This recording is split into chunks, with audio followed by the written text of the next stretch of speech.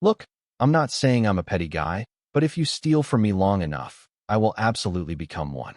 Not overnight, not dramatic at first, just slowly, methodically, like someone tightening a screw one turn at a time until something finally snaps. And in this case, what snapped wasn't me. It was every single appliance inside my neighbor's luxury RV. So this all started on a random Tuesday. Nothing special, just me sitting at the kitchen table staring at my electric bill like it personally insulted my family. It had doubled. Not crept up, not inflation did it.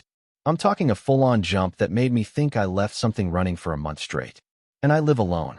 No kids, no roommates, no crypto mining setup hidden in my basement.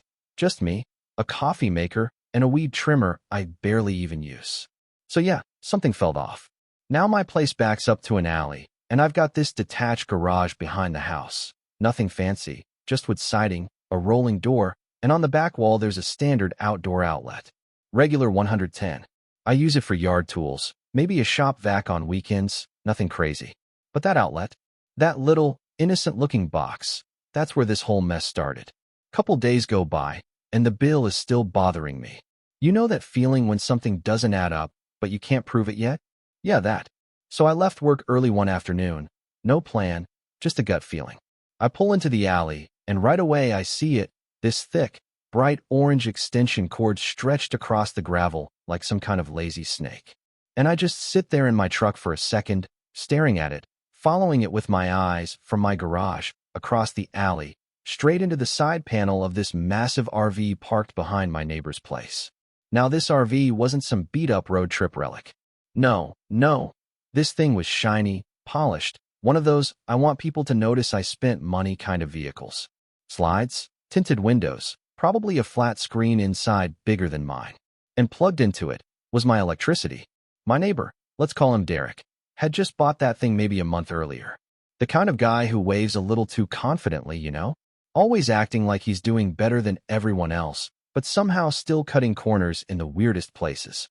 So I get out, walk over, unplug the cord, and toss it back over his fence.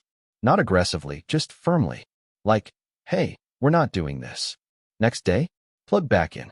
That's when I knew this wasn't a mistake. This wasn't confusion. This was a decision. So I go knock on his door. He answers with that same casual grin like we're about to talk about the weather. And I go, hey man, you need to stop plugging into my outlet.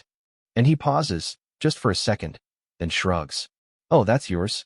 I thought it was like a shared utility thing or something. Yeah, sure you did. I just stare at him. No, it's not shared. It's mine. Don't plug into it again. He nods, all polite, all fake. Yeah, my bad. Conversation over. Or at least, I thought it was. 2 days later, I leave for work, come back that evening, and guess what? Orange cord. Same spot. Same setup. Like we never even had that conversation. Now here's the thing. You can lie to me once, maybe twice, but when you start repeating the same move like I'm not paying attention, that's when it gets interesting. So I set up a camera. Nothing fancy, just pointed right at the back of the garage. And the next morning, right after I leave, I check the feed on my phone, and there he is. Derek walks out like it's part of his morning routine, stretch, yawn, grab coffee, steal electricity. He plugs in that cord like he owns the place. No hesitation, no looking around, just pure confidence. And that's when it clicked. This guy wasn't just borrowing power. He had built his entire little system around it. That RV? It wasn't just parked there. It was running. Full time. Air conditioning, fridge, TV, probably charging everything from phones to whatever overpriced gadgets he had inside. And all of it on my dime. And suddenly that electric bill made perfect sense. Now here's something Derek didn't know about me. I'm an electrician. Not hobby level, not I watched a YouTube tutorial. I mean licensed, trained, years in the field. Electricity isn't just something I use, it's something I understand. And when you understand something like that, you also understand exactly how dangerous it can be when used the wrong way. So I sat there in my truck that evening, engine off, just thinking. Not angry, not yet. Just calculating. Because at this point, it wasn't about the money anymore. It was about the audacity, the idea that he could just take something, over and over again, and assume there'd be no consequences.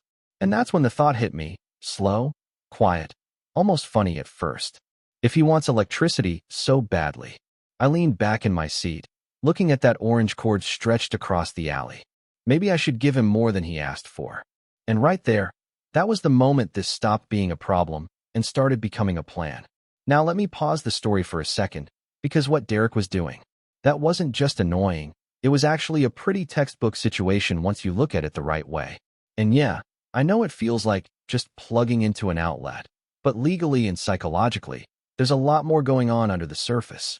From a legal perspective, what he was doing falls under something called utility theft. It's not as dramatic as breaking into someone's house, but it's still theft, plain and simple. Electricity is a metered service. You pay for what you use, and if someone taps into your supply without permission, they're essentially taking money out of your pocket. In a lot of states, that's not just a civil issue. It can actually cross into criminal territory depending on the amount and intent. And intent matters here, because Derek didn't just accidentally plug in once. He repeated it after being told to stop. That changes everything. According to standard procedure, if you catch something like this early, the safest move is documentation and escalation, camera footage, timestamps, maybe even a formal complaint or a call to local authorities. Especially if you're in an HOA community, because HOAs typically have strict rules about unauthorized hookups, exterior modifications, and use of shared or visible utilities. Running a power line across an alley? Yeah, most HOAs would shut that down fast. But here's where it gets more interesting. This isn't just about law, it's about behavior. This is a psychological trap people fall into all the time. Derek tested a boundary. Nothing happened, so he pushed further. Then he got confronted, played dumb, and when there were no immediate consequences, he interpreted that as weakness. Not kindness, not patience, weakness. So he kept going. That's how entitlement grows. It feeds on silence and hesitation. And guys like Derek, they rely on that. They assume most people won't escalate, won't make a scene, won't fight back. Because honestly, most people don't. So yeah, I could have handled it by the book, filed reports, waited weeks, maybe months. But instead, I decided to teach a lesson he would understand immediately. So yeah, instead of going the slow, official route, I went back inside that night, sat down for maybe 10 minutes, and mapped everything out in my head, clean, simple, controlled. No rage, no impulse, just a plan built on one thing, precision. Because if you work with electricity long enough, you learn real quick. This isn't something you mess around with emotionally. You either know what you're doing, or you don't touch it at all. And I knew exactly what I was doing. Now let me be clear about one thing. I wasn't trying to hurt the guy. That was never the goal. I didn't want sparks flying across the alley or anything dramatic like that. What I wanted was consequence. Immediate, undeniable consequence. The kind that doesn't require arguing, doesn't require proof, doesn't require a courtroom. Just cause and effect. So I walked out to the garage, flipped on the light, and opened up the panel. That outdoor outlet was on its own dedicated line, something I had set up years ago for heavier tools, which made this easier, cleaner. No overlap with the rest of the house, no risk of affecting anything else. Just that one line. I swapped out the breaker, single pole, to double pole. That alone changes the game completely. Then I pulled the outlet itself, rewired it carefully, deliberately, every connection tight, every step intentional. On the outside, it still looked like your everyday standard outlet. Nothing flashy, nothing suspicious. But inside, it was now pushing 240 volts. Double what any normal household appliance in that RV was designed to handle. And yeah, I added a label. Small, but clear. 240V, welding use only. Not hidden, not disguised, just sitting there, right where anyone paying attention would see it. Because here's the thing, I wasn't setting a trap. I was setting a boundary, with a warning. If he respected it, nothing would happen. If he ignored it, well, that wouldn't be on me. Next morning, I left for work like usual. Same routine, same timing. But this time, I kept my phone close. Around 8:15, I get the notification, motion detected. I open the camera feed, and there he is. Derek, walking out like clockwork. No hesitation, no second thoughts. Just that same relaxed, entitled energy like he's heading out to grab his morning coffee. He picks up the cord, gives it a little shake, and plugs it in. And that's it. No explosion. No sparks. No dramatic Hollywood moment. Just quiet. But inside that RV, That's where everything changed. Because when you feed 240 volts into systems designed for 110, it doesn't fail gracefully. There's no warning screen, no low battery indicator. It's instant overload. Circuits get overwhelmed, components heat up faster than they can handle, and then, one by one, they give out. Compressors, control boards, power supplies, they don't stand a chance. You don't hear it from outside, but inside, it's chaos. A pop here, a burn there, the kind of damage that doesn't just break one thing, it cascades. Like knocking over the first domino in a line you didn't even know was connected. I didn't check the camera again. I didn't need to. I already knew how that story was going to end. When I got home later that day, I could tell something was off before I even stepped out of the truck. The RV was dark. No hum from the AC, no faint glow from inside, just silence. And Derek? He was pacing in his driveway, phone pressed to his ear, voice raised, frantic. The kind of panic you can hear even from a distance. I'm telling you, everything went out at once. The TV popped, the fridge is dead, there's this smell, like burnt plastic. No, I didn't do anything, it was plugged into. He stops when he sees me, and I can actually watch it happen, the shift. Panic turns into anger in about half a second. He hangs up, walks straight toward me, fast. Hey, your outlet just fried my entire RV. No hello, no question, just accusation. I close my truck door, calm, steady. My outlet. Yeah, your outlet, he snaps, pointing toward the garage. There was a surge or something, I don't know, but everything's destroyed. This is gonna cost me at least 10 grand to fix. 10 grand. He said it like he'd already decided I was paying. I just look at him for a second, not smiling, not angry, just letting the silence sit there. Then I nod slowly. Okay, I say. So let me get this straight. You had your RV plugged into my outlet. He hesitates. Just a flicker, but it's there. Well, yeah, but. I cut in, still calm. The outlet on my property. The one behind my garage. Yeah. And you were using it to power your RV. Yes, but that's not the point.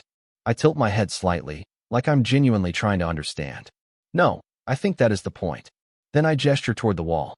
That outlet is labeled 240 volts. Welding use only. He turns, looks at it, really looks this time. And I can see it hit him. That tiny sticker he ignored? Yeah, suddenly it mattered. You can't just, he starts, but his voice is already losing strength. I didn't do anything to your RV. I say, still even, still controlled. You plugged into a high voltage line that wasn't meant for what you were using it for. That's on you. That's insane. He fires back, but there's less confidence now. Why would you even have that set up like that? I shrug. Because I'm an electrician, and it's a dedicated line. Completely legal. Then I take a step closer, not aggressive, just enough to make sure he hears the next part clearly. And just so we're clear, you just admitted you were using my electricity without permission. After I told you to stop. Silence. Real silence this time. Because now, it's not about the RV anymore. Now it's about what he just said out loud. You really want to call the police? I add, almost casually. Explain why your extension cord was running across the alley into my property. And that's when it happens, the moment everything flips. His face changes. The anger drains out, replaced by something else, calculation, maybe, or realization. Because he knows. There's no version of this story where he comes out clean. If he pushes it, he's not just complaining about damages, he's admitting theft, trespassing, intent. And suddenly, that $10,000 demand doesn't sound so solid anymore. He exhales, looks away, runs a hand through his hair. No more yelling. No more pointing. Just quiet frustration. Man, he mutters under his breath. I don't say anything else. I don't need to. Because at this point, the lesson has already landed. Over the next few days, the RV stays exactly where it is, but it's dead. No lights, no movement, no repairs happening in the driveway. I hear through the grapevine, because neighborhoods talk, that his insurance denied the claim. Something about unauthorized power source and improper usage. Basically, not their problem. Which means it's his. All of it. A few weeks later, the RV disappears. Sold. Gone. Just like that. And Derek? He still lives there. Still waves sometimes, but it's different now. Smaller. Quieter. Like he finally understands where the line is. And me? I still use that outlet. Same one. Same spot. Only difference is, nobody touches it anymore. So yeah, That's how it ended. No courtroom, no cops, no dramatic showdown. Just a guy who thought he found a loophole and learned the hard way that shortcuts usually come with a price tag. And if you've made it this far, you're probably thinking one of two things. Either, man, that was satisfying, or wait, was that actually okay to do? And honestly, that's exactly where the real conversation starts. Because the lesson here is, this kind of situation sits right on that line between justice and escalation. On one hand, Derek was clearly in the wrong, repeatedly, knowingly, and with zero respect for boundaries. On the other hand, I didn't go the traditional route. I didn't file a report, didn't call the HOA, didn't send a warning letter. I handled it directly. Now, according to standard procedure, you're supposed to document everything, notify the right channels, and let the system deal with it. That's the safe path, the predictable path. And in a lot of cases, it's the right one, especially if things could get dangerous or legal lines start getting blurry. Because once you take matters into your own hands, you're stepping into a gray area where intent matters just as much as outcome. From a legal perspective, what saved me here was control and clarity. I didn't tamper with his property. I didn't force anything into his system. I modified my own setup on my property and labeled it appropriately. That label, that tiny detail, it matters more than people think, because it shows there was no deception, no hidden trap, just a change that required awareness, which he chose to ignore.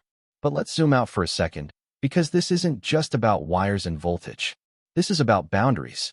And more importantly, what happens when someone keeps crossing them? This is a psychological trap a lot of people fall into. You give someone the benefit of the doubt. They take a little more, you stay polite, they push a little further, and before you know it, your patience has been reinterpreted as permission. That's exactly what happened here. Derek didn't wake up one day thinking, I'm going to steal electricity long term.